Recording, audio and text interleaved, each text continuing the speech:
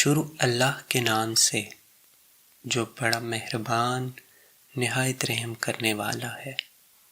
سنی info point کی جانب سے حضور صلی اللہ علیہ وآلہ وسلم کے ایک پیارے سے فرمان کے ساتھ حاضر ہیں۔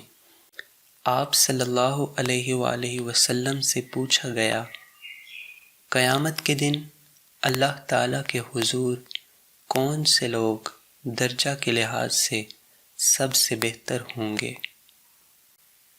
آپ صلی اللہ علیہ وآلہ وسلم نے فرمایا، اللہ تعالیٰ کا کثرت سے ذکر کرنے والے سب سے بہتر ہوں گے۔